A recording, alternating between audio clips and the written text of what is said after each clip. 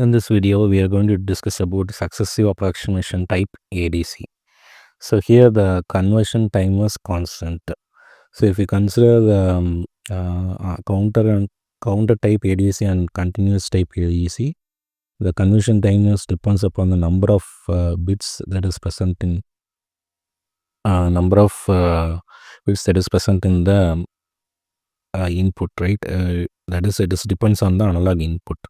If analog input is more in value, higher value means the conversion time also higher, but here it is constant. Okay, so here it consists of a comparator, a DAC, and the successive approximation register. So here you have a SOC signal and the EOC signal, which represents start of the conversion and the end of the conversion.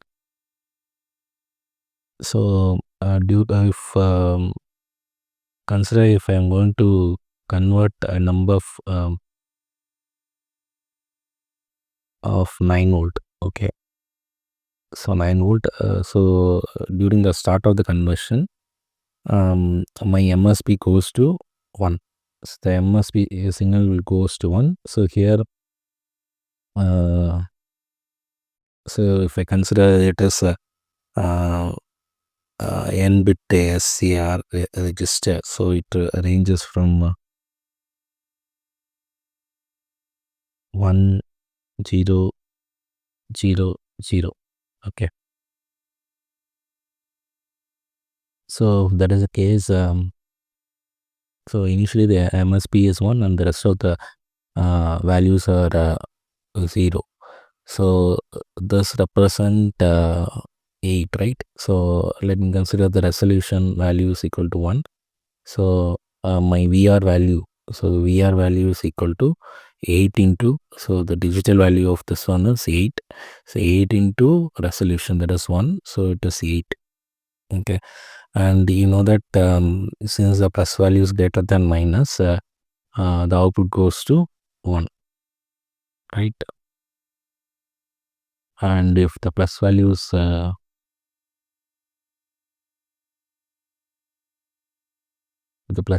less than,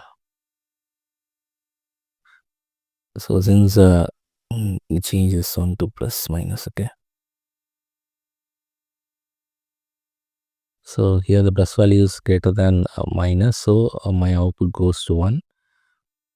Okay, since it is 1, okay, initially it is 1 0 0. So since it is 1, it goes to 1 1 0 0. Okay,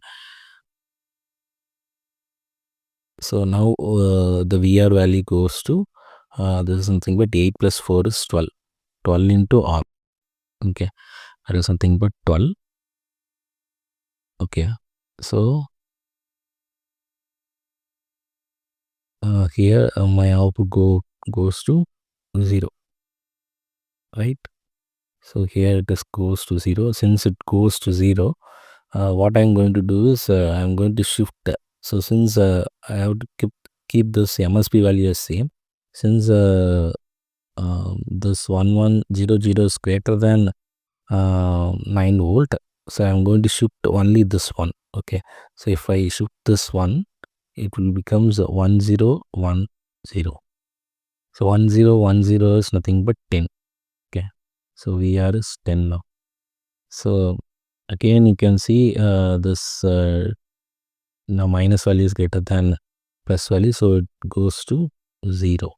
So what I'm going to do is, again I'm going to shift the values. I'm going to shift this 1 here. Okay, so it becomes 1001. So now we can see the VR value is nothing but 9. So if I compare 9 and 9 volt, it goes to 1. Okay, so if you see the conversion, usually since it is this n bit, okay, here you have only have used only 4 bits. It will take only 4 clock pulses to convert, right? So the conversion time, right? The conversion time TC is equal to n. Here it is 4 clock pulses. Okay, So let me take this 11.2 volt as my analog input. Okay, this is my analog input. So initially the SAR value is 1000. Okay, so if it compares 11.2 is greater than this 8 volt, so it will add 1 to this next bit. Okay, so now it is 12. So since the 12 is greater than 11.2 volt, so it will shift this one. Okay, so if this value is greater means it will add 1. If this value is less than 1 means it will shift the 1. Okay, so now it is shifting the 1. So it becomes 1010. So 1 plus 1 is, this is 10. So 11.2 is now less than 10, right? So 11.2 is greater than 10. So now, so that I'm going to add one more bit, one more one to the right side of this one. Okay, so now it becomes 1011. So this is nothing but 11, right? 11 volt. So this is how it will convert. So you can see totally it is taking 4 clock pulse, right, for conversions. So whatever the input voltage, it will take only uh, if the n bit is if n is 4, it will take only 4 clock pulse. Okay, so the maximum speed it support is in the range of 2 to 5 mega samples per second. So the advantage of this SA or ADC is it is low power consumption and high accuracy, and it is easy to use, and low latency time. So let me consider another example. If VA is equal to 14.5, this is what I want to convert.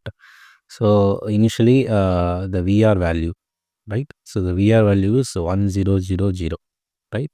So the VR value is nothing but 1000. So the VR value get compared with VI. So here the VA is greater than VR, right? So VA is given to V positive and V R is given to V minus. So my comparator output is nothing but 1, right? So the comparator output is 1. So if the comparator output is 1, right? So if the comparator output is 1, it has to add 1 with the next bit, right? So it has to add 1 with the next bit, right? Um, if it is not, that is, if VA is greater than VR, this will happen. It is not the case, so the comparator output is 0, so it will goes to 0 1 0 0. Okay, so from here, if the comparator output is 1, okay, that is VA is greater than VR, it will go to 1 1 1 0. If it is not, it will go to 1 0 1 0. Okay, again, if it is 1 means it will go to 1 1 1 1. If it is not means it will go to 1 1 0 1, right? From here, if it is 1, it will go to 1 0 1 1. If it is 0 means it will go to 1 0 0 1. Here you can see, if it is 1, it will go to 0 1 1 0. If it is 0, it will go to 0 0 0 1. Okay, so here if it is 1, it goes to 0 1 1 1. If it is 0, it will go to 0 1 0 1.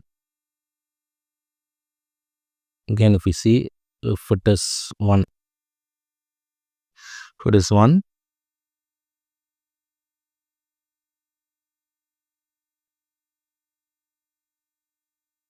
here if it is 0 means it will go to 0 1 0. Sorry, just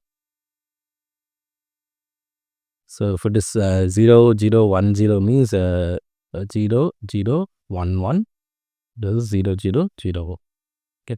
So here the case is since VA is greater than, this is 8. Okay, if it is since VA is greater than 1, so this will follow this path, right? So now it is 12, right? So again it will follow this path. So here it is 14. Okay, so again it follow this path. So my answer is 4 1. So this is your answer. So you can see I have followed this first stage, and this second stage, and this is the third stage, and this is my fourth stage. Okay, so here you can see it has in some book they will give the total time for conversion as um, n plus 1 into t clock, because this one uh, is for the end of the clock. Okay, in some other book they have given us n plus 2 t clock. So this 2 represent SOC and also EOC.